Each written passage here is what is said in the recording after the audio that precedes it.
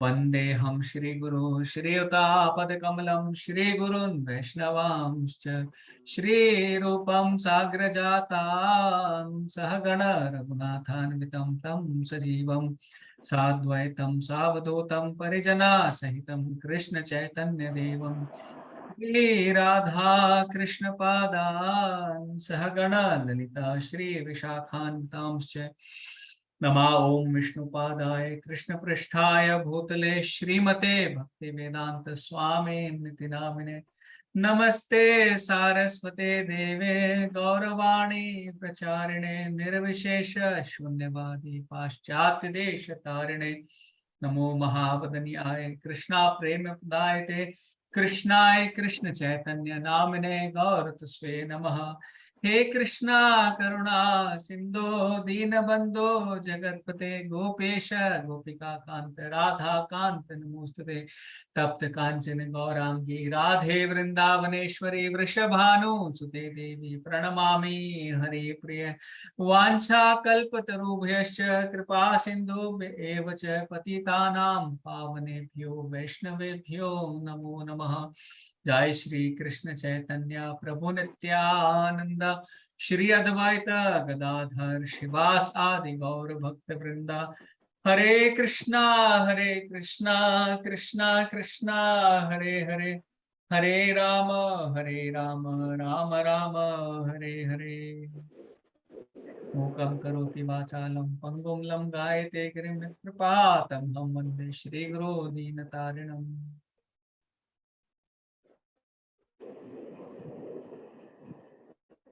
हरे कृष्णा।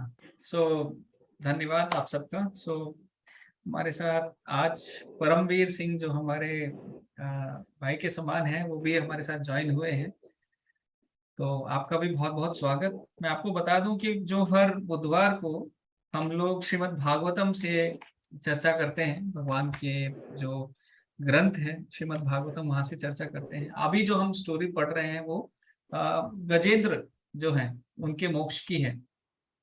तो कैसे गजेंद्र को भगवान ने बचाया था मगरमच्छ से, तो वो वाली जो स्टोरी भागवतम में आती है वहां से हम पढ़ रहे हैं। और संडे शाम को हम लोग श्रीमद् भगवत गीता से चर्चा करते हैं हर एक श्लोक पे, श्लोक बाय श्लोक। अभी तीसरे जो अध्याय है उस पे हम लोग डिस्कशन कर रहे हैं श्रीमद् संडे को सुबह, संडे को शाम को।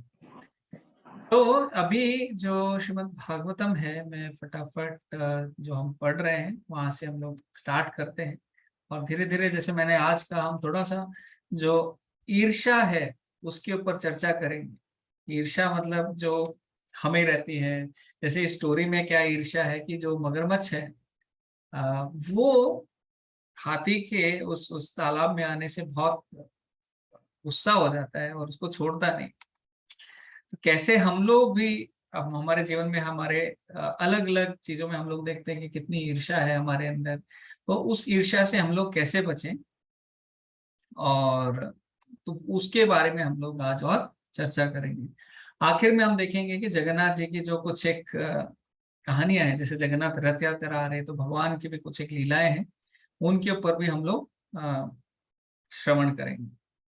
ठीक है, तो मैं स्क्रीन शेयर करता हूं। अभी हम लोग श्रीमद् भागवतम के 8वें स्कंद के दूसरे अध्याय से पढ़ रहे हैं। अभी 27वें श्लोक तक हम लोग पहुंच गए हैं। 27वां आई थिंक हमने डिस्कस किया है कि नहीं।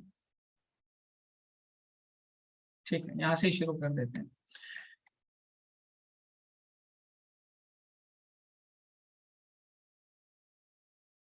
तम तत्र कश्चिन्नृपदेव चोदितो, तम तत्र कश्चिन्नृपदेव चोदितो ग्रहो बलियांश्चरणे रुषांग्रहेत्, ग्राहो बलियांश्चरणे रुषांग्रहेत् यद्रचेयं वयसनं गतो गजो, यद्रचेयं वसनं गतो गजो यथा बलं सोऽतिबलो विचक्रमे, यथा बलं सो पीपलो विचक्रमे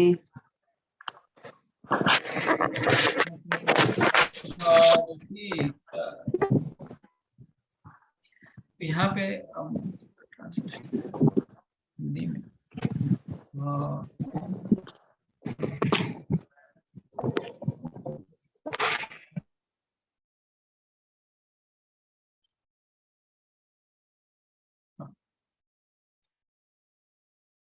तो यहाँ पे बोल रहे हैं, हे राजा, भाग्यवश एक बलिष्ठ घड़ियाल ने, जो एक क्रोकोडाइल था, जो हाथी पर क्रुद्ध था, जल के भीतर से हाथी के पैर पर आक्रमण कर दिया। हाथी निश्चय ही बलवान था और उसने भाग्य द्वारा प्रेषित इस संकट में अपनी पूरी शक्ति भर अपने को छुड़ाने का प्रयत्न किया। तो यहाँ पे क्या हुआ, जो गजेंद्र थे वो उस पानी में, सरोवर में गए और अपने परिवार के साथ सब खेल रहे थे और सब परिवार वाले साथ में थे। तो ये लास्ट इसमें हो गया था, लास्ट क्लास में 28-20 श्लोक हो गया था। तो 28 श्लोक में हमने पढ़ा था कि तो वहां पे जो एक मगरमच्छ था, उसने गजेंद्र का पांव बहुत जोर से पकड़ लिया, तो वो हाथी अपने आप को बचाने की कोशिश कर रहा है। तो 28वें श्लोक में हमने देखा था कि तत्पश्चात गजेंद्र को उस विकट स्थिति में देखकर उसकी पत्नियां अत्यंत दुखी हुई और चिंघाड़ने लगी। सारे जो दूसरे हाथी थे, दूसरे हाथियों ने गजेंद्र की सहायता करनी चाहिए, किंतु घड़ियाल की विपुल शक्ति के कारण वे उसके पीछे से पकड़कर उसको बचा नहीं सके। और पीछे से वो पकड़कर निकालना चाह रहे थे कि हम लोग कैसे, ये जो हाथी है अभी समुद्र में फंस गया है, जिसका पांव इस घड़ियाल ने पकड़ लिया है, इसको हम कैसे बचा लें। व्यक्ति सबसे पहले क्या सोचता है कि मेरे घर वाले बचाएंगे, मेरे पत्नी बचाएंगे, बच्चे बचाएंगे, पर इस दुनिया में हम देखते हैं कि कोई भी काम नहीं आता है। तो यहाँ 29 श्लोक में हम इसको पढ़ते हैं। नियुध्यत्योरेवम् इब्रहेन्द्र नक्रयोर नियुद्धतोर एवं इब्हेन्द्र नक्रयोर विकर्षतोर अंतरंतो बहिमिथा विकर्षतोर अंतरो बहिर्मिथा समासहर्षं व्यगमं महीपते समासमर्षं व्यगमं महीपते सप्राणयोश्चित्रम् अमं स्थामरा सप्राणयोश्चित्रम् अमं सत्तामरा।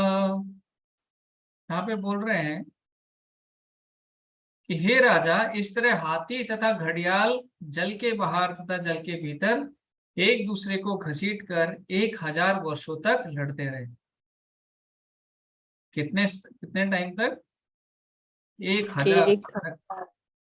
इस लड़ाई को देखकर देवतागण अत्यंत चकित थे। ये देखकर देवताओं भी चकित हो रहे थे कि देखिए, जो गजेंद्र के बारे में बताया था कि कितना शक्तिशाली ये ये हाथी है, इसके बारे में सब लोग डर रहे थे, सब लोग इसके डर से भाग जाते थे। और आज ये इतना शक्तिशाली व्यक्ति, जिसके वो अपने ऊपर बहुत घमंड था, बहुत ये था, एक घड़ियाल ने ईर्ष्या करके गुस्से में उसका पांव पकड़ लिया। हालांकि हाथी बहुत शक्तिशाली था, पर फिर भी अपने आप को नहीं बचा पाया। क्यों नहीं बचा पाया? क्योंकि वो जल के भीतर था, है ना। तो जल के भीतर जब ये हाथी रहता है, तो घड़ियाल भी शक्तिशाली था, पर घड़ियाल की जो शक्ति थी वहां से आ रही थी। हाथी को कुछ खाने को नहीं मिल रहा था, तो वो और उसकी शक्ति क्षीण होती जा रही थी, ना कुछ खा पा रहा था, बाहर से कुछ एनर्जी नहीं आ रही थी, अंदर पानी के अंदर उसके अंदर शक्ति नहीं थी। तो कैसे ये करेंगे? आप कुछ कहना चाहते हैं परमवीर जी? आपका हाथ आपने रेज किया।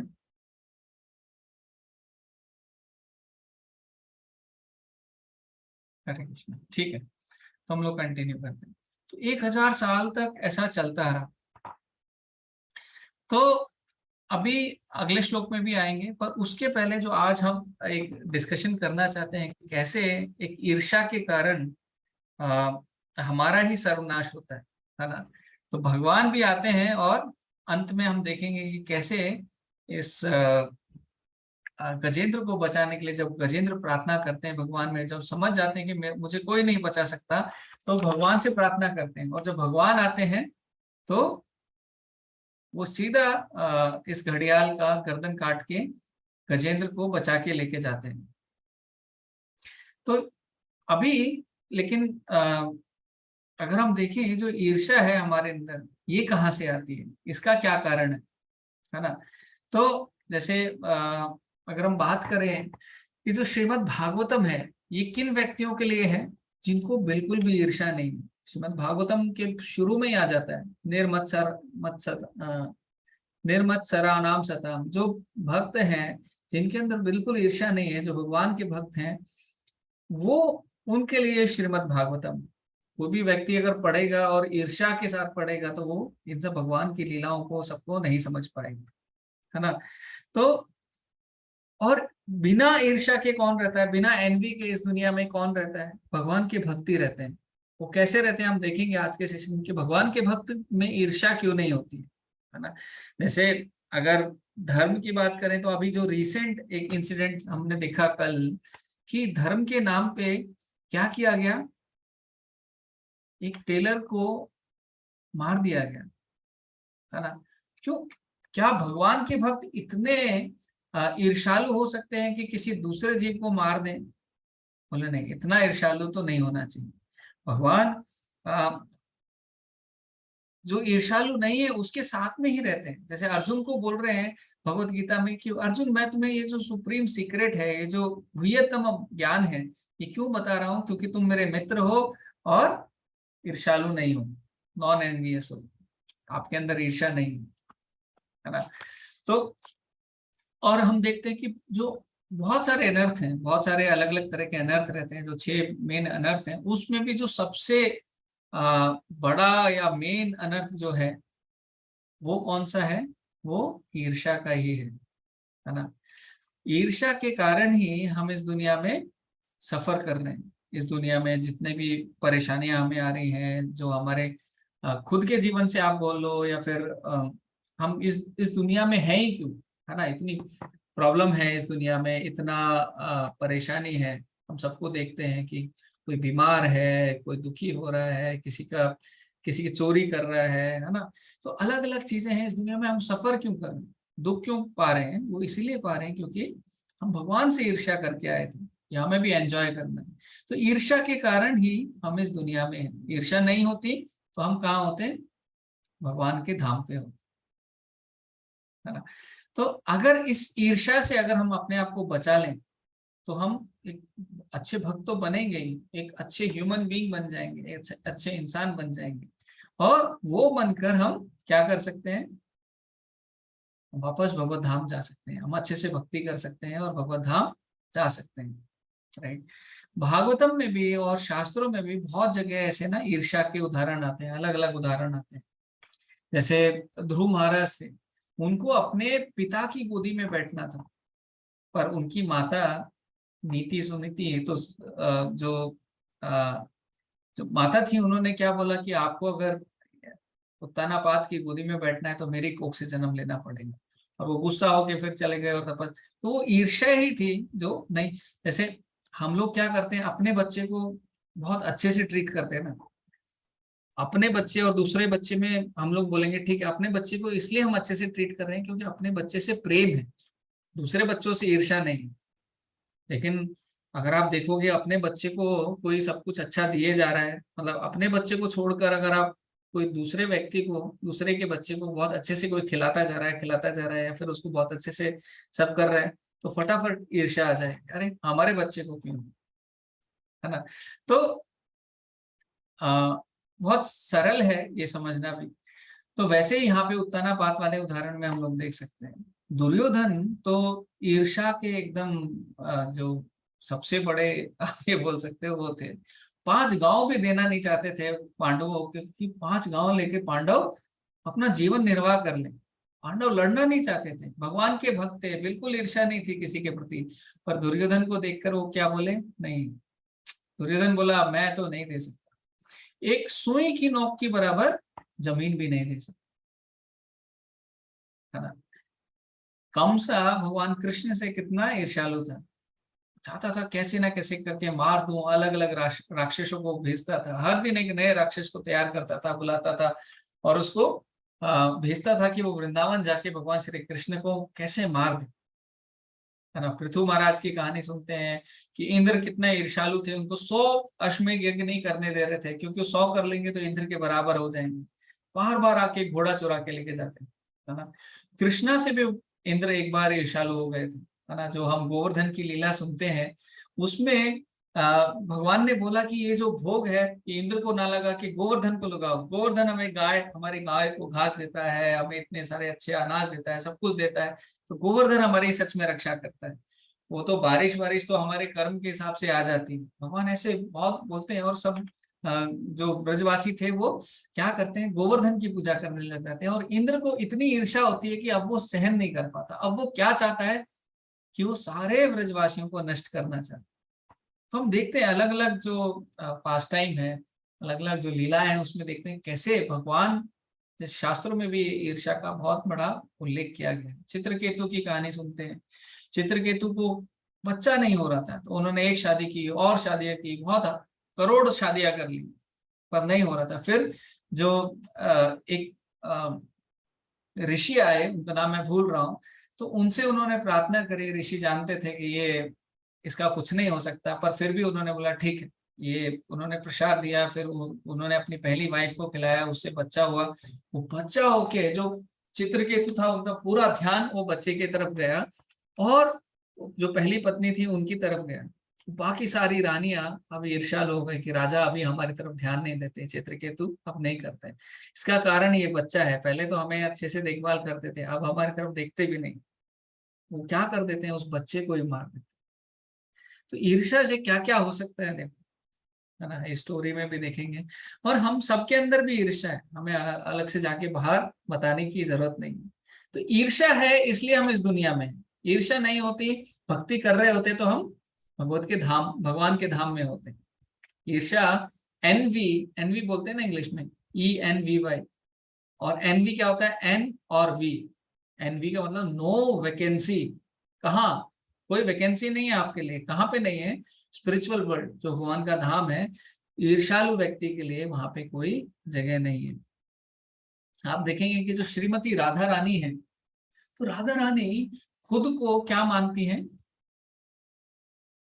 सबसे बड़ा भक्त नहीं मानती। हम लोग सब बोलते हैं कि राधा रानी सर्वश्रेष्ठ भक्त है भगवान की, पर राधा रानी बोलती है कि बाकी जो सारे भक्त हैं, बाकी जो नया भक्त भी है, वो भी मुझसे ज्यादा अच्छा भक्ति कर रहा है, मुझसे ज्यादा अच्छी सेवा करता है। तो राधा रानी के लेवल पे भी हम लोग देख सकते हैं, है ना। पर हम अपने स्तर के पे अगर बात करें कि हमारे स्तर पे हमारे अंदर ईर्ष्या कैसे आती है, हम ईर्ष्या को कैसे समझ सकते हैं, है ना। हमें अपने लेवल पे भी समझना चाहिए ना, कि मैं ईर्ष्यालु क्यों हो रहा हूँ, या फिर मैं ईर्ष्यालु नहीं हूँ, दूसरे लोग हमसे ईर्ष्यालु क्यों हो रहे हैं, तो उन चीजों को भी समझना चाहिए, है ना। अब शास्त्र की बात कर ली, बाकी सब जगह की बात कर ली, तो अगर किसी व्यक्ति के पास कुछ चीज है जो मैं चाहता हूं कि मेरे पास हो, है ना, किसी दूसरे व्यक्ति के पास वो कार है, वो बंगला है, वो पैसा है, जो भी कुछ है जो मुझे चाहिए, अगर वो किसी और के पास है, तो मेरे अंदर, हृदय के अंदर क्या हो जाता है, एक ईर्ष्या का भाव उत्पन्न हो जाता है। अरे मेरे पास चाहिए, मुझे चाहिए, मेरे पास होनी चाहिए थी, है ना। तो ईर्ष्या क्या करती है, वो टेंडेंसी से हम बहुत सोचते हैं, अरे ये मैं कैसे पालूं, ये व्यक्ति, ये कैसे पालूं। जैसे अगर आप बात करें रावण की, रावण को सीता चाहिए थी, अब इतनी ईर्ष्या हो गई, इतनी ईर्ष्या, वो लस्टी भी था, वो कामुक व्यक्ति भी था, पर इतनी ईर्ष्या हो गई, नहीं अभी मुझे पाना है, पर उसका क्या हुआ, खुद का ही सर्वनाश हो गया। जो ईर्ष्या है वो आदमी को कम बुद्धि वाला, मंद बुद्धि कर देती है ना, क्योंकि वो उन्हीं सोच में घूमता रहता है कि कैसे मैं पाऊं, कैसे। जो अच्छा एक प्रोग्रेसिव मेंटेलिटी से बाहर निकलकर वो ईर्ष्या के बारे में सोचकर वो वहीं लेस इंटेलिजेंट हो जाता है। जैसे अभी इंद्र की हम लोग बात कर रहे थे, गोवर्धन पे बारिश करके पूरे ब्रजवासियों को डुबाने की कोशिश कर रहा है, जानते नहीं, अभी वो जानते हैं उनके साथ में कौन है, भगवान श्री कृष्ण है। भगवान के भक्तों को कैसे आप डुबा सकते हो, समझने वाली बात है, क्योंकि आप अभी कम बुद्धिमान हो गए हो, इसलिए आप ऐसे कार्य कर रहे हो, है ना। तो ईर्ष्या में क्या करती है, कम बुद्धिमान भी बना देती है। अब देखिए कि ईर्ष्या का पॉजिटिव वे में हम कैसे देख सकते हैं, है ना। वो भी तो कुछ एक ये होना चाहिए ना कि हम लोग पॉजिटिवली ईर्ष्या को कैसे समझ सकते हैं। तो जब हम किसी के प्रति ईर्ष्या कर रहे हैं, एनवी कर रहे हैं, उसका मतलब क्या है कि दूसरे व्यक्ति को हम लोग अप्रिशिएट कर रहे हैं। अप्रिशिएट का मतलब उसका उसका उसकी उसका गुणगान कर रहे हैं। कैसे गुणगान कर रहे हैं, अगर वो सब चीजें जो मुझे चाहिए थी, जो मेरी सेवा के लिए चाहिए थी, जो मेरे पास होनी चाहिए थी, वो उस व्यक्ति के पास है ना। उस व्यक्ति के पास वो चीज है, मतलब उस व्यक्ति के पास वो चीज है, वो उसका गुणगान हो रहा है। अगर लेट्स से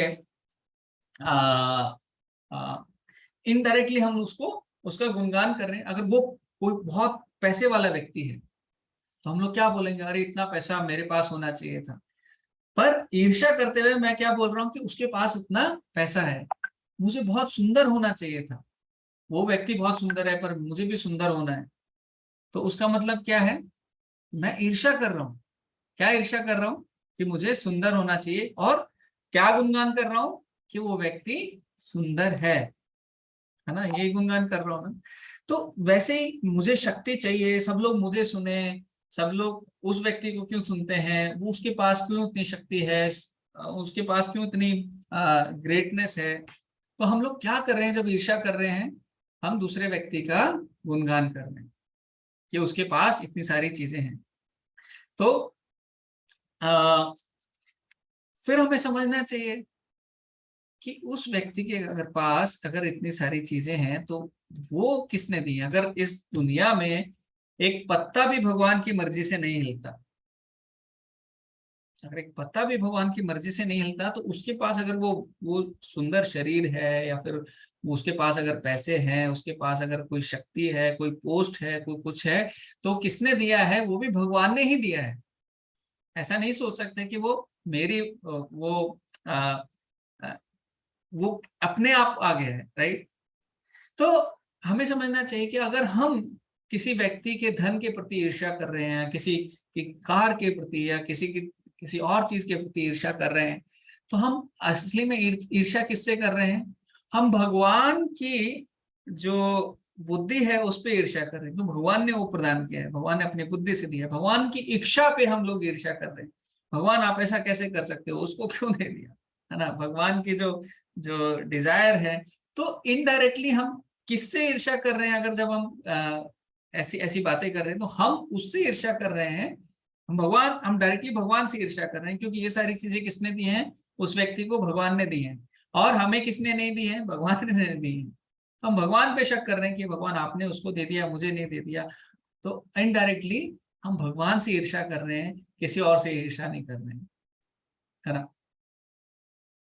जैसे हमारे अंदर कुछ गुड क्वालिटीज हो सकती हैं, अच्छी अच्छी क्वालिटीज हो सकती हैं, है ना।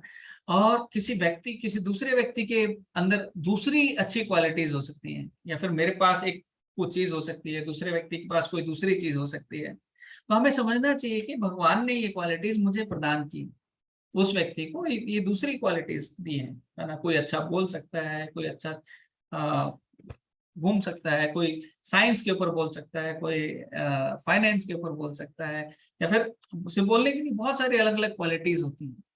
तो वो किसने दी है, किसने भगवान ये दिया है, वो भगवान ने उसे प्रदान की है। और भगवान ने प्रदान की है तो स्कोप ही नहीं है कि हम लोग उससे ईर्ष्या करें, है ना। कुछ लोग रहते हैं, क्योंकि भगवान ने मुझे सुंदर बनाया है, भगवान ने मुझे पैसा दिया है, भगवान ने मुझे, वो मानते नहीं है भगवान ने दिया है, और उसकी वजह से उनके अंदर क्या आ जाता है, सुपीरियरिटी कॉम्प्लेक्स। मैं बहुत बड़ा हूँ, मैं बहुत अच्छा हूँ, मैं बहुत पोस्ट है मेरे पास शक्ति है, मेरे पास, मैं कुछ भी कर सकता हूँ, है ना। तो अगर वो व्यक्ति सुपीरियरिटी कॉम्प्लेक्स में चला जाता है, या फिर आप दूसरी तरफ देखें जिसके पास नहीं है, वो सोच सोच के दुखी हो रहा है, मेरे पास क्यों नहीं है, मेरे पास पैसा क्यों नहीं है, उसके पास क्यों है, मेरे पास शक्ति क्यों नहीं है, उसके पास क्यों है, मेरे पास सुंदरता क्यों नहीं है, उसके पास क्यों नहीं, क्यों है। तो आप घूम फिर के देखोगे ये हमारा जीवन क्या कर रही है, कॉम्प्लेक्स कर रही है ना। तो हमें क्या करना चाहिए, इन चीजों को अपनी ग्रेटनेस ना मान के भगवान की ग्रेटनेस माननी चाहिए। ये मेरी वजह से, अगर मेरे पास लेट्स से अगर कोई बहुत बड़ी अच्छी कार है, मर्सिडीज कार है, तो मुझे बोलना चाहिए भगवान ने मुझे दी है, मैं कुछ कुछ नहीं हूँ भगवान की कृपा के बिना। जैसे कभी कोई राजा से रंक बन सकता है, कोई रंक से राजा बन सकता है, ऐसी बहुत कहानियां देखते हैं हम लोग। तो उसमें खुद का क्रेडिट देने से अच्छा हमें भगवान को क्रेडिट देना चाहिए। भगवान की मर्जी के बिना कुछ नहीं होता, तो ये भगवान ने हमें दिया है, तो इसमें प्राउड होने की क्या बात है ना। भगवान से ही सब कुछ आ रहा है। अगर मेरे पास नहीं है तो हमें सोचना चाहिए, क्या सोचना चाहिए कि भगवान चाहते हैं, क्या चाहते हैं, या फिर भगवान की इच्छा है, या भगवान मुझे कुछ और देना चाहते हैं, है ना। तो ये सारी चीजें हमें समझनी चाहिए, क्योंकि भगवान से सब कुछ आ रहा है ना। अगर हम भागवतम में एक श्लोक आता है, मैं आपको वो श्लोक बताता हूँ, यहाँ पे निकाल के, बहुत अच्छा श्लोक है।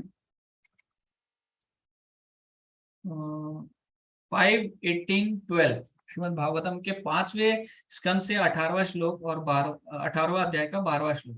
यहाँ पे बोलते हैं, ये शास्त्र भक्तिर भगवत अकिंचन सर्वैर्गुणैस्तत्र समासते शुर हराव भक्तस्य कुतो महद्गुण मनोरथेनास्ति धावतो भई। वो कह रहे हैं कि यस्यास्य भक्ति, जो भगवान की भक्ति करते हैं उसके अंदर सारे गुण अपने आप आ जाते हैं। समासुते सुरा हराव भक्तस्य कुतो महद्गुण, जो भगवान की भक्ति नहीं कर रहा उसके अंदर वो गुण कहाँ से आएंगे।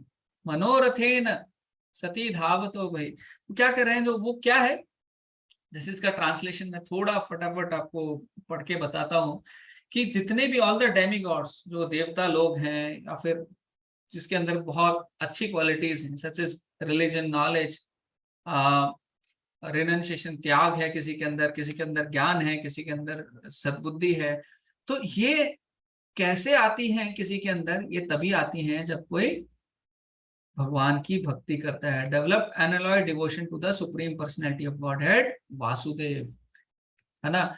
और जो ये सब नहीं करता है उसके अंदर अच्छी क्वालिटीज कैसे आ सकती हैं, उसके अंदर तो नहीं आएंगी। चाहे कितना भी वो कोशिश कर ले, मिस्टिक योगा कर ले, अपने परिवार को संरक्षण करने के लिए कितनी भी अच्छे से कोशिश कर ले, पर वो अच्छी क्वालिटीज जो भक्ति के हिसाब से अच्छी क्वालिटीज हैं वो नहीं आ सकती।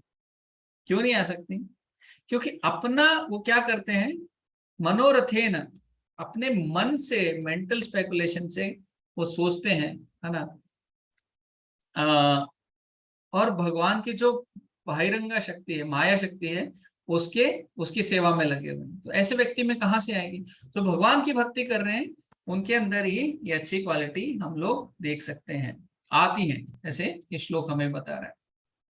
तो अच्छी क्वालिटीज चाहिए तो हमें भगवान की भक्ति करनी चाहिए, ईर्ष्या नहीं करनी चाहिए। कहने की बात यह है, जैसे अगर हम श्रीमद् भागवतम पढ़ेंगे, वहां पे भगवान के भक्तों का चरित्र पढ़ेंगे, आप समझ जाएंगे, देखिए कितने ये बिल्कुल इनमें ईर्ष्या नहीं है ना। भगवान राम, अगर रामचरितमानस अगर आप पढ़ें, भगवान राम की पूरी कहानी पढ़ें, तो आप उनके पूरे कहानी में आप एक भी जगह ऐसा नहीं बता सकते कि भगवान ने ऐसा क्यों किया।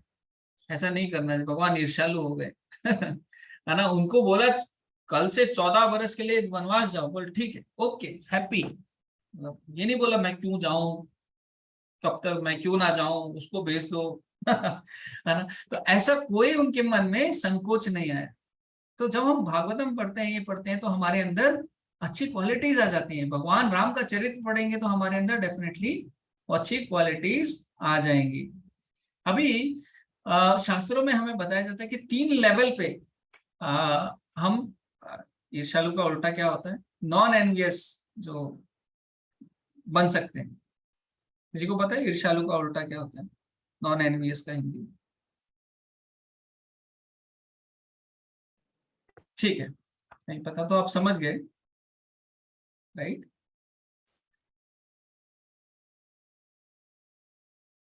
ठीक है, तो 3 लेवल पे हम लोग कैसे ईर्ष्या से बच सकते हैं, ईर्ष्या नहीं होनी चाहिए। तो पहला लेवल क्या है कि हमें दूसरे व्यक्ति के प्रति हम लोग ईर्ष्या नहीं करते। दूसरे व्यक्ति की सक्सेस के, कितना सक्सेसफुल है या कितना, जैसे हमने अभी बात की कि कितना उसके अंदर या ब्यूटीफुल है, सक्सेस है, पावर है, सारी चीजें हैं, तो हम दूसरों से ईर्ष्या नहीं करते। वो एक लेवल का हम लोग बोल सकते हैं कि नॉन एनवियसनेस है, वो ईर्ष्या नहीं करता है एक लेवल पे। क्यों? क्योंकि ईर्ष्या करती है, ईर्ष्या क्या करती है, हमें ही डैमेज कर देती है।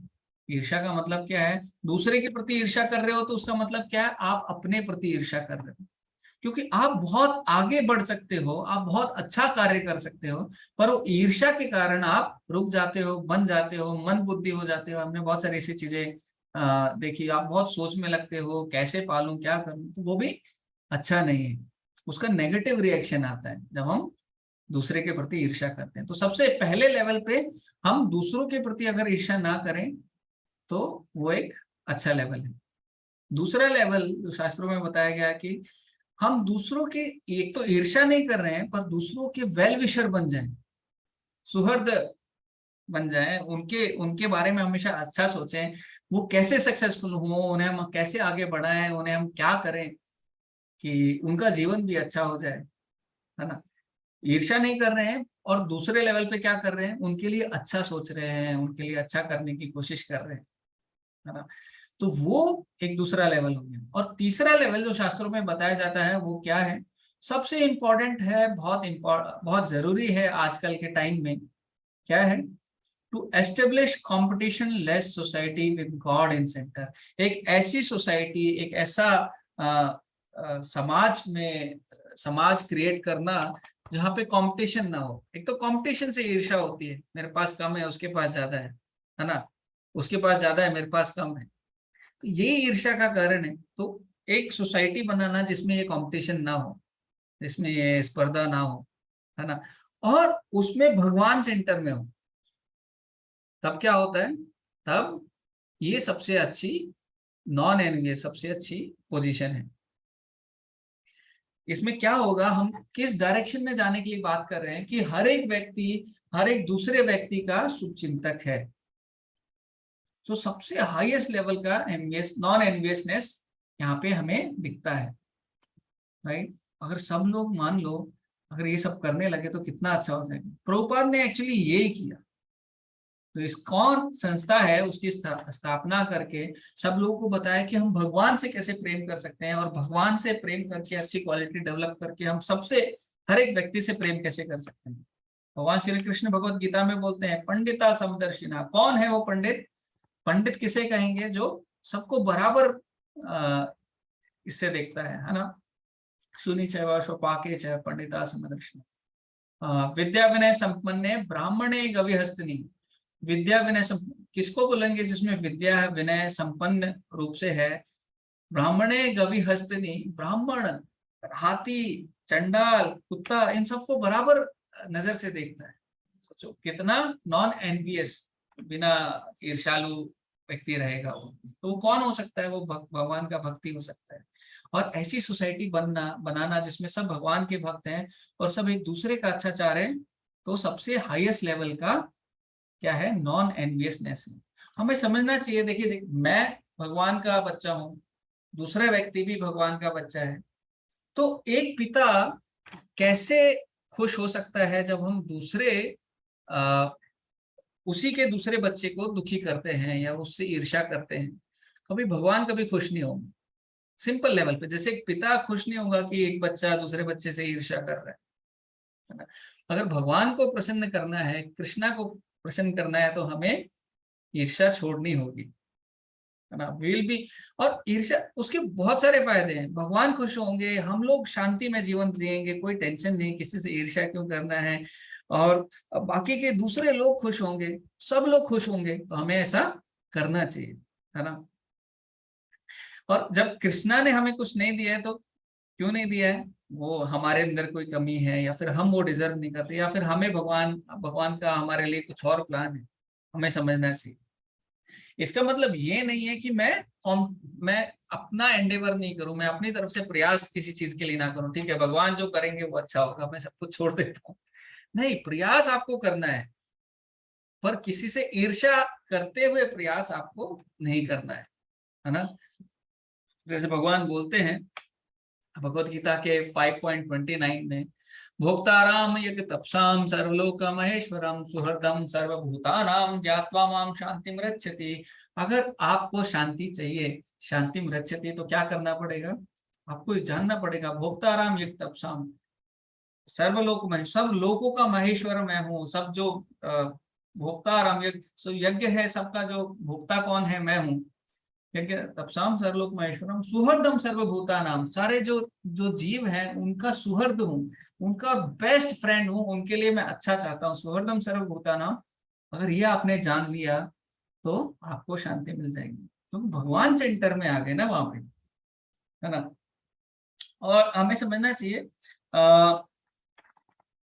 कि कुछ लोग ऐसे ऐसे हमें लगता है कई बार कि कुछ लोग हमसे ईर्ष्या करते हैं, है ना। ऐसे लगता है ना, आप मतलब सिर्फ मुझे ही लगता है, आप लोगों को भी लगता है? हाँ, मुझे भी लगता है। अच्छा तो कभी कभी हमें लगता है कि हम, कुछ लोग बाहर वाले हमसे ईर्ष्या करते हैं, तो पहले उनको लेबल लगाने के पहले, कि उनको बोलने के पहले ये मुझे ईर्ष्या करता है, हमें चेक करना चाहिए हमारे अंदर तो प्राइड नहीं है, हमारे अंदर कुछ घमंड तो नहीं है ना। पहले उनको लेबल लगा, क्योंकि अगर कुछ चीज हमें भगवान ने दी है और हम भगवान के बहुत कृतज्ञ हैं, और कोई हमसे मिलता है तो हम बोलते हैं ठीक है भगवान की कृपा है, भक्तों की कृपा है, उस सब से सब कुछ हो रहा है, तो हमारे अंदर अपना कुछ घमंड नहीं है, तो दूसरे हमसे ईर्ष्या क्यों करेंगे? कोई व्यक्ति करेगा ऐसे व्यक्ति से ईर्ष्या? नहीं करेगा, है ना। और आ, किसी के अंदर या फिर किसी को, किसी दूसरे व्यक्ति को हम बोले, ठीक है, उसको छोड़ते हैं। अगर सच में कोई व्यक्ति है जो ईर्ष्या करता है, सच में है, आप नहीं मानते, आप नहीं बोलते, आप अपना चल रहे हो, पर सच में कोई व्यक्ति फिर भी ईर्ष्या किए जा रहा है ना। अभी कल का जो इंसिडेंट देखा था हमने, तो हम अभी बात कर रहे थे, भगवान के भक्त नहीं चाहते कि एक एक बच्चा दूसरे बच्चे को परेशान करे, तंग करे, पर कल के इंसिडेंट जो उदयपुर में हुआ, उसे देखकर लोग बहुत ज्यादा दुखी हो गए। अरे आप धर्म वाले हो, भगवान एक है, आप एक भगवान के नाम पे दूसरे भगवान के बच्चे को कैसे मार सकते हो, है ना। तो वो एक बहुत बड़ी ईर्ष्या है, बहुत गलत एक मानसिकता है, जिसको लेकर एक धर्म के नाम पे ये सब चीजें हो रही हैं। तो वैसी नहीं होनी चाहिए, भगवान नहीं चाहते। भगवान कभी इन सब चीजों को देख के खुश नहीं होंगे, वाह तुमने मार दिया। क्या आपको लगता है भगवान खुश होंगे ये सब देख के? बोले नहीं, ये ईर्ष्या है, ये ईर्ष्या है दूसरे के प्रति, इससे कभी कोई खुश नहीं हुआ है, आज तक नहीं खुश हुआ है, आगे कैसे खुश होगा? वो धर्म के नाम पे आप लोग कर रहे हो, है ना। तो हमें क्या करना है कि हमें इन सब चीजों से बचना है। पहले तो अपने अंदर से ईर्ष्या निकालने की कोशिश करनी है। जब भगवान का नाम जाप करते हैं, हरे कृष्ण कृष्ण कृष्ण हरे हरे, हरे राम राम राम हरे हरे, जब डेली बेसिस पे हम लोग भगवान का बहुत ध्यान पूर्वक जप करते हैं, जब माला करते हैं, तो वो हमें बहुत हेल्प करती है ना। समझना चाहिए ईर्ष्या से कुछ भी किसी का भला नहीं है, हमारा भला कैसे हो सकता है? कितने सारे उदाहरण आज हमने देखे, तो किसी का भला नहीं हुआ है। भगवान की सेवा में भी ईर्ष्या को नहीं लगा सकते, बाकी जो अनर्थ है उन अनर्थों को भी लगा सकते हैं। तो सिर्फ एक ही अनर्थ ऐसा है जिसको भगवान की सेवा में नहीं लगा सकते, वो है ईर्ष्या। जैसे किसी को बहुत क्रोध आता है, हनुमान जी ने क्रोध भगवान की सेवा में लगा दिया था, कैसे? लंका जला के। बोला अरे मैं आया हूँ, ऐसे कैसे जा सकता हूँ, सीता मैया मेरे साथ नहीं जाएंगी, पर मैं रावण को दिखाना चाहता हूँ कि भगवान राम का एक छोटा सा वानर क्या कर सकता है। तो वो क्रोध उनके अंदर था कि रावण ने ऐसे कैसे किया, कैसे सीता मैया को ले गया, तो लंका को पूरा जला दिया। अर्जुन, उनको उनको क्रोध था, तो उन्होंने युद्ध किया कुरुक्षेत्र में, है ना। तो ये बाकी अनर्थ है, और भी बाकी अनर्थ है, उन सबको हम भगवान की सेवा में लगा सकते हैं, सिर्फ ईर्ष्या को हम भगवान की सेवा में नहीं लगा सकते। किसी का कोई सवाल है अभी तक के डिस्कशन पे? काफी एक्चुअली इम्पोर्टेंट टॉपिक है, और आज जो हम भागवतम में पढ़ रहे हैं उससे रिलेटेड भी है। तो कुछ क्वेश्चन है तो हरे आप पूछ सकते हो। हरे कृष्णा। हरे कृष्णा। हाँ, हरे कृष्णा, आप बोलिए, आवाज आ रही है। हाँ, मैं ये बोल रही थी कि ईर्ष्या हम तो नहीं करते और ना करना चाहते, लेकिन कभी कभी ऐसा होता है कि ये अंदर से अपने आप आती है। और क्योंकि सामने वाले के कैरेक्टर को लेके, क्योंकि वो हमें बहुत ज्यादा पिंच कर रहा होता है, फिर गालियां दे रहा होता है, कुछ भी कर रहा होता है, तो हम उससे परेशान हो जाते हैं, तो हमारे अंदर ये नेगेटिविटी आ जाती है। तो उसको हम कैसे दूर करें? नहीं, देखो सिंपल है। जैसे अब तक हमने डिस्कशन किया कि ईर्ष्या एक बीमारी के जैसे आप लोग समझ सकते हो। अगर किसी के अंदर बीमारी है तो बीमारी उसके अंदर है तो वो फैलने वाली बीमारी है। जैसे कोरोना थी, वैसे ये ईर्ष्या भी है ना। पर ईर्ष्या है इसलिए इस दुनिया में है, और हमारे अंदर भी ईर्ष्या है ना, किसी न किसी लेवल की। बस हमें उससे बीमारी से बचना है। जैसे बोलो मास्क लगा लो, तो मास्क किसका लगा लो? भगवान के नाम का मास्क लगा लो, हरे कृष्णा आप चैंटिंग किया करो। और जब भी आपको ऐसा लगता है कि कोई ईर्ष्या कर रहा है, तो भगवान से प्रार्थना करनी चाहिए एक मूड में कि भगवान आप मुझे इस चीजों से, इन सब ईर्ष्या से बचाइए, इन सब चीजों से आप मुझे बचाइए। तो भगवान बचाते हैं, रक्षा करते हैं। अभी ये जो कहानी है इसमें घड़ियाल ने, जो मगरमच्छ है उसने जो गजेंद्र है उनका पाँव पकड़ लिया। वो पुकारते हैं भगवान को, और भगवान सारे काम छोड़कर, सब कुछ छोड़कर भागते हुए आते हैं, है ना। बस हमारी प्रॉब्लम क्या है, हम भगवान को बुलाते नहीं। ईर्ष्या है, कोई व्यक्ति कुछ बोल रहा है, तो हमारे पास ऑप्शन है कि हम उसको एक्सेप्ट करें या ना करें। हमें देखना चाहिए बीमार व्यक्ति है, अब बीमार व्यक्ति जब तक दवाई नहीं लेगा ठीक नहीं होगा, तो ये नहीं होगा। और भगवान ने उसका कुछ ना कुछ सोल्यूशन निकाल के रखा होगा। अगर मनुष्य जीवन है उसको भगवान की भक्ति में आगे बढ़ने के लिए यूटिलाइज करना चाहिए। नहीं कर रहा है तो जो कर्म के हिसाब से उसको आगे कुछ ना कुछ रिएक्शन मिल ही जाएगी। मैंने मेरे जीवन में देखा है बहुत बार, मेरा पर्सनल एक्सपीरियंस है। बहुत लोग ना बहुत सारी सिचुएशन में रिएक्ट कर जाते हैं। जैसे किसी ने आपके साथ कुछ बुरा किया, ऑफिस में इधर उधर बहुत सारी जगह बहुत कुछ होता रहता है आजकल के समय में। तो किसी ने बुरा किया, मैंने उसका कुछ भी बुरा नहीं किया, बुरा नहीं सोचा उसके बारे में, अच्छा सोचा और छोड़ दिया। मैं ये नहीं बोल रहा कि मैं महान हूं या कुछ ऐसा हूं, पर थोड़े दिन के बाद उस व्यक्ति को कोई ना कोई ऐसा व्यक्ति मिल जाता है जो उसको सुधार देता है। तो हम अगर भगवान पे छोड़ दें तो भगवान अपने आप उस रास्ते को देख लेते हैं कि ठीक है। हमारा कर्तव्य क्या है? हमें भगवान से प्रेम करना है, इस ईर्ष्या को निकालना है, सबके बारे में अच्छा सोचना है। एक जो साधु रहते हैं ना, संत लोग रहते हैं, उनके अंदर ये नॉन एनवियस एक जो ये वाला भाव है, ये रहता है। तो वो भगवान से हमेशा जुड़े रहते हैं, इसलिए इतना नॉन एनवियस भाव रहता है, और किसी के बारे में भी बुरा नहीं सोचते। तो हमें धीरे धीरे वो क्वालिटी डेवलप करनी है। जैसे जैसे हम भगवान राम का चरित्र पढ़ेंगे, भागवतम पढ़ेंगे, ये सब चीजें पढ़ेंगे, तो हमारे अंदर भी वो क्वालिटीज आ जाएंगी। हरे कृष्ण। और किसी का कोई सवाल है?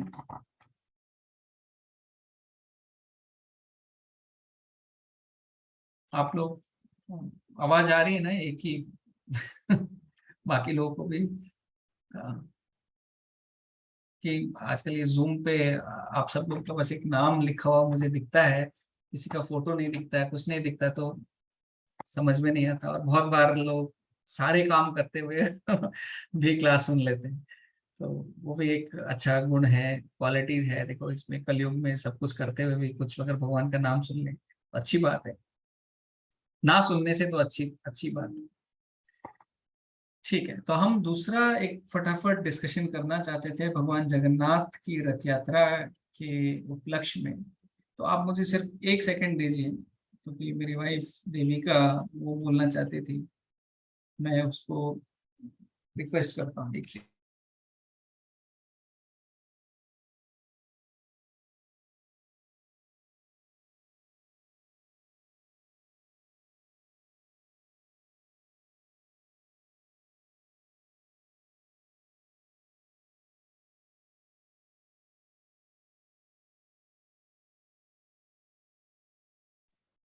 हरे कृष्णा। सो अभी संडे को अगर आप देखें तो जगन्नाथपुरी में बहुत ही भव्य दिव्य जो जगन्नाथ रथ यात्रा है वो होने वाली है।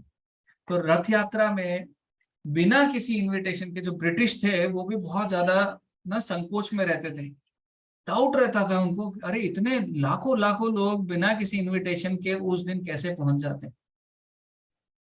तो भगवान के इसमें ही है। भगवान अगर आप देखो तो भगवान कहते हैं, भगवान क्यों कहते हैं, जैसे कोई भी व्यक्ति एक कार खरीदता है तो उसको जीवन भर चलाता है ना, मेरे पास कार है।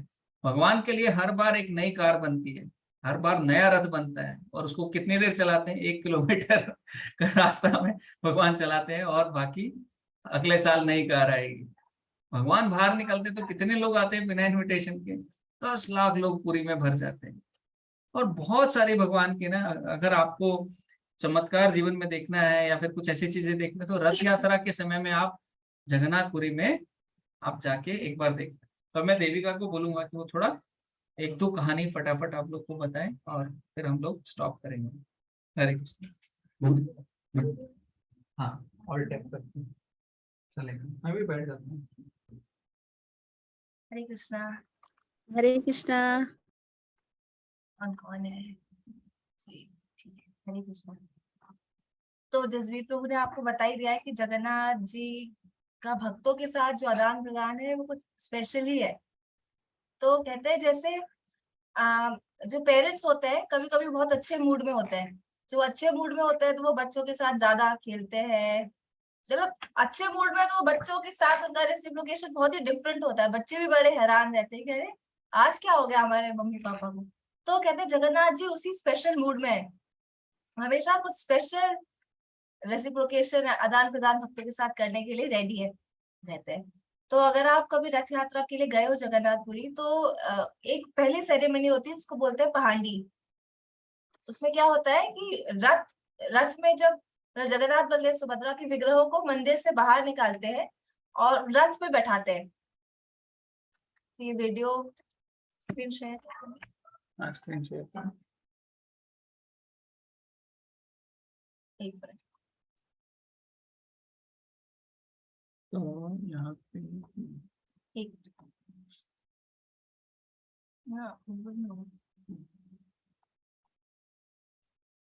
यहाँ पे एक वीडियो है जगन्नाथ जी का, आप देखेंगे वो कैसे चल रहे हैं। प्ले कर दो। दर्शन करुछंती कौन ना दर्शन अपेक्षमाण जगत साई। आपण ये जो यात्रा आरंभ करिवे, ये जो रथ यात्रा आरंभ करिवे, ये जो पति भक्त जी हरिबोल हुलाहुली, कारण महाप्रभुंर ये घोष यात्रा। जदि यात्रा रे ये घोष अर्थ ये शब्द यात्रा, महाप्रभु शब्द यात्रा रे बाहरी चलती। ये नंदीर शब्द, ये घोष शब्द, ये घंट घंटुआंकर घोषर शब्द, ये भक्तंकर हरिबोल हुलाहुलीर घोषर शब्द एवं मर्दलर शब्द, मंत्र स्तुतिर शब्द पवित्र चिता लगी अनुष्ठित होता है। नाली कपड़ा पड़ी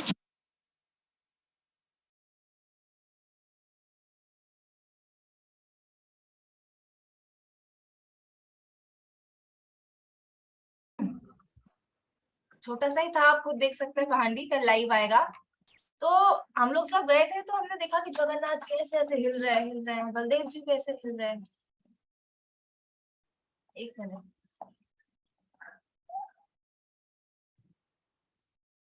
जगन्नाथ जी भी हिल रहे हैं, बलदेव जी भी हिल रहे हैं। तो हमने पूछा कि ऐसे ये पंडा लोग ऐसे जगन्नाथ जी बलदेव जी को ऐसे हिला क्यों रहे हैं। होता है कि पांडा लोग नहीं हिला रहे हैं कि जगन्नाथ बलदेव सुभद्रा खुद ही अनकंट्रोल्ड हिलते हैं। तो वो बेचारे पंडा तो वो स्ट्रगल कर रहे हैं उनको पकड़ने के लिए। आप खुद से जाके देखिएगा कैसे। और जो हमने देखा कि सुभद्रा माई आई तो सुभद्रा माई बार बार ऐसे लेट जाती थी, तो वो बड़ी मुश्किल से उठाते थे और लेकिन फिर लेट जाती थी। तो अल्टीमेटली फिर उन्होंने बोला हाँ महारानी हम समझ गए, आपको लेट के ही चलना है। तो उनको सुभद्रा माई ऐसे लेटे लेटे ही रथ पे आई। और रथ भी कभी कभी बहुत बार ऐसा होता है कि रथ कहीं भी रुक जाता है। मतलब अभी जगन्नाथ जी का मन रुकना है तो रथ रुकेगा। अभी हजारों लाखों लोग जो अभी तक रथ खींच रहे थे, अभी वही लोग रथ को खींच रहे हैं पर रथ आगे नहीं बढ़ रहा। रथ आगे नहीं बढ़ रहा है। ऐसा कितनी बार होता है। या कभी कभी रथ अपने ही डायरेक्शन में, मतलब वो राइट में खींच रहे हैं और वो लेफ्ट में जा रहा है, जा रहा है, जा रहा है, और आके खंबे से जाके टकरा जाता है। एक बार ऐसा हुआ था कि वो राइट मतलब लेफ्ट में जा रहा है, सब राइट में खींच रहे हैं पर रथ पूरी तरह से लेफ्ट लेफ्ट जा रहा है, फिर वो एक खंबे से टकरा गया और फिर पूरे जगन्नाथपुरी की लाइट चली गई। कुछ कुछ होता ही रहता है। और मंदिर वहाँ जगन्नाथपुरी में भी इतने सारे हम भगवान की लीलाएं सुनते हैं। तो एक बार बहुत पहले जब महाराज प्रताप रुद्र थे, मतलब वहाँ जगन्नाथपुरी के राजा, तो क्या हुआ कि वही जगन्नाथपुरी के मंदिर के पास में एक गार्डन था। उस गार्डन में एक मालिन थी, जो माली रहती ना, तो वो मालिन थी। तो वो क्या करती थी, गार्डन में जब भी पेड़ पौधे और ये सब थी उगाती थी, तो वो एक गीत गोविंद है जो जयदेव गोस्वामी ने लिखा है, मतलब प्रेयर है, तो वो गाती थी, वो बहुत ही मधुर गाती थी। तो बलदेव जी नहीं, जगन्नाथ जी क्या करते, रोज अपने मंदिर से निकल के वहां गार्डन में पहुंच जाते और सुनते। जो ऑल्टर का बंद होने का टाइम है ना, 2 घंटे का, तो वो दोपहर में जाते थे और दर्शन करते थे, मतलब वहां जाके गीत सुनते थे और फिर वापस आ जाते थे। तो एक बार क्या हुआ कि दर्शन करने के लिए महाराज आए, मतलब राजा महाराज प्रताप रुद्र आए, तो पुजारी को जो जैसे सपोज 4 बजे खुलना है, तो क्योंकि महाराज आ रहे हैं तो बिफोर टाइम खोलना था, मतलब पर्दा हटाना था। तो जब पुजारी गए तो उन्होंने देखा कि जगन्नाथ जी है ही नहीं। पुजारी जगन्नाथ है ही नहीं। वो पुजारी ने बाकी पुजारी को बताया, सारे बंदों को बताया, कहाँ है पुजारी, कहाँ है जगन्नाथ कहाँ है। और फिर वो हार गया, हमें नहीं मिल रहे जगन्नाथ जी। फिर टाइम हुआ, मतलब जब महाराज आए तो महाराज ने बोला खोलो खोलो ऑल्टर खोलो। तो पुजारी खोल रहे थे पर वो एकदम उनके हाथ कांप रहे थे, उनको पता था कि अंदर जगन्नाथ नहीं है। अभी राजा क्या बोलेंगे, कैसे रिएक्ट करेंगे पता नहीं। तो बड़े डर डर के ऑल्टर खोला तो देखा जगन्नाथ जी आ गए थे। जगन्नाथ जी के राजा जी ने अच्छे से दर्शन लिए। महाराज ने देखा कि जगन्नाथ जी के बॉडी पे ऐसे घास फूस और फूल और बड़े ये सब पड़े, बोले ये क्या है। तो पुजारी जी ने फिर बताया उनको कि देखिए ऐसा है कि बड़ी देर तक वो थे ही नहीं और अभी सडनली आ गए हैं और ऐसा घास फूस और पत्ते वत्ते लगा के आए हैं, पता नहीं कहाँ से आए हैं। तो महाराज ने पहचाने, करी ये फ्लावर्स यहाँ गार्डन में होते हैं, जरूर महाराज ये जगन्नाथ जी वहाँ गार्डन में गए थे। फिर वो पता करते हैं कि वहां पे एक वो मालिन है जो बड़ी सुंदर से गीत गोविंद गाती है। तो महाराज प्रताप रुद्र ने बोला कि अरे हमारे जगन्नाथ जी को गीत गोविंद सुनने के लिए वहां जाना पड़ता है, गार्डन जाना पड़ता है। बोला नहीं मैं उसको बोलूंगा। तो उन्होंने ऑर्डर दिया वो मालिन को कि अभी वो आएगी और रोज यही मंदिर में जगन्नाथ जी के लिए गीत गोविंद गाएगी। तो तब की वो प्रथा अभी तक, रोज पुजारी जगन्नाथ जी के लिए गीत गोविंद गाते हैं। और भी बहुत सारी स्टोरीज हैं। एक स्टोरी है कि एक उनकी बहुत अच्छे डिवोटी थे और वो बीमार हो गए, बूढ़े थे और उनकी फैमिली में कोई भी नहीं था, वो अकेले थे। तो बीमार हो गए और इतने बीमार हो गए कि वो अपने बेड से उठ भी नहीं पा रहे थे और वो अकेले रहते थे। तो मतलब वही बेड पे ही सब गंदा कर रहे थे, उनके रूम से स्मेल आने लगी थी, पर उनके परिवार में कोई था ही नहीं जाके उनको साफ करता, उनकी हेल्प करता। फिर एक दिन उन्होंने देखा कि एक लड़का है जिसने सोचा कि अरे मैं डिवोटी है इनकी हेल्प करता हूँ। जब वो सुबह उठते तो रात को सब गंदा हो जाता था, और अभी जब वो सुबह उठते तो सब कुछ रूम उनका एकदम साफ, उनको भी आके वो अच्छे से साफ करके नहला के जाता। 3 दिन हुए, फिर उसको लगा कि ये कोई साधारण लड़का नहीं है, उसको डाउट हुआ। तो जब वो लड़का जा रहा था तो ये डिवोटी ने उसका हाथ पकड़ लिया, बोला रुको कौन हो तुम। उसने ध्यान से देखा तो बोला अरे आप तो जगन्नाथ है। और वो रोने लगा, बोला जगन्नाथ जी आप रोज आ रहे हैं और आप ये सब गंदगी साफ कर रहे हैं। तो बड़ा दुखी, बोला अरे तो जगन्नाथ बोला अरे तुम रो क्यों रहे हो, मुझे इतना मजा आ रहा है, मुझे इतना अच्छा लग रहा है कि मुझे मेरे भक्त की सेवा करने को मिल रहा है। और फिर वो बोले कि अरे भगवान आपके लिए क्या है, आप तो एक क्षण में एक चुटकी में मेरी सारी बीमारी ही ठीक कर सकते हैं, आप क्यों यहाँ आके इतना साफ कर रहे हैं, क्या कर रहे हैं। तो बोले हाँ मैं चाहूँ तो तुम्हें एक क्षण में एकदम हेल्दी कर सकता हूँ, पर मुझे फिर तुम्हारी सेवा, मेरे भक्त की सेवा करने की अपॉर्चुनिटी कहाँ मिलेगी। तो इतने दयावान है हमारे जगन्नाथ जी। और ऐसा नहीं है कि ये जो भक्तों से आदान प्रदान है ये जगन्नाथ जी सिर्फ जगन्नाथपुरी में करते हैं, तो भगवान की डेटीज मतलब तो सारे प्रभुपाद की कृपा से पूरे वर्ल्ड में अनेकों मंदिर हैं, जगह जगह पे जगन्नाथ जी के विग्रह हैं। तो ऐसे ही एक यूएसए में एक डिवोटी थी, एक लेडी थी, वो मंदिर से सेवा करके लौट रही थी और थोड़ा लेट हो गया था, थोड़ा अंधेरा हो गया था। तो उन्होंने क्या देखा कि दो लोगों में ऐसे हाथापाई सी हो रही है, लड़ाई हो रही है। तो वो रुक गई और फिर देखते देखते एक आदमी ने दूसरे आदमी को मार दिया, उसको मर्डर कर दिया।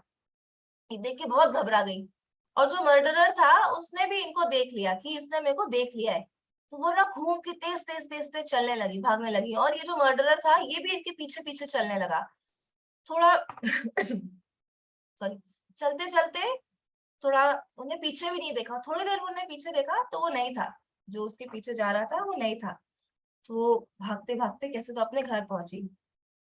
फिर थोड़े दिनों बाद उनको पुलिस स्टेशन से कॉल आया कि आपने वो एक मर्डर होते हुए देखा है, और उनको कैसे तो पता था, और आपने देखा है, और आप आइए उसको आइडेंटिफाई करिए कि यही है क्या वो मर्डर। तो वो गई पुलिस स्टेशन, उसने आइडेंटिफाई किया, हाँ यही था। फिर बोले मुझे कुछ बात करनी है इससे। तो वो गई और उन्होंने पूछा कि तुमने मुझे मारा क्या, हमने पता करवाया जैसे भी कि इसने मुझे मारा क्यों नहीं। मुझे बताया कि वो कह रहा था कि वो आपके पीछे जा रहा था, पर सडनली दो बड़े बड़े से हट्टे कट्टे से पहलवान उसके सामने आ गए, एक एकदम ब्लैक और एक एकदम वाइट।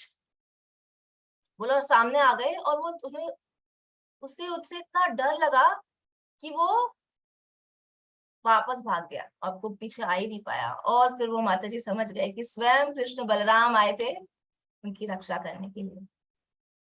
तो ऐसे बहुत सारे पास टाइम्स, बहुत सारी लीलाएं हैं जगन्नाथ जी की।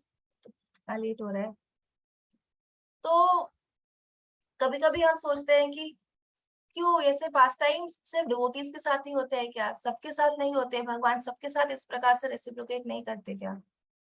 तो भगवान सबके साथ रेसिप्रोकेट करते हैं, पर भगवत गीता में भगवान कहते हैं ये यथा मां प्रपद्यन्ते, मतलब आप मुझे जैसे जैसे ट्रीट करते हो, आप मुझे जैसे देखते हो, मैं भी आपको वैसे ही ट्रीट करता हूँ।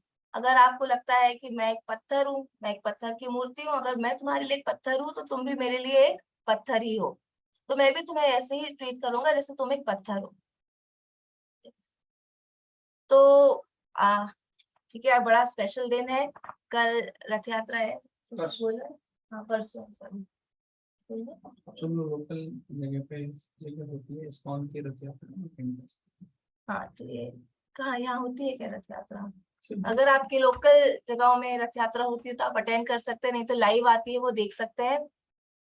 और मैं बस प्रार्थना करती हूँ कि भगवान जगन्नाथ जी हम सब पे वो कृपा बनाए रखे, कि हम कृपा बनाए रखिए कि हम भगवान की भक्ति कर सके, और हम भी कभी उस मतलब हम भगवान को ऐसे ही, मतलब भगवान भी कभी हमारे साथ ऐसे रेसिप्रोकेट करे और हमारा ऐसे शुद्धिकरण करे। ठीक है, हरे कृष्ण। हरे कृष्णा।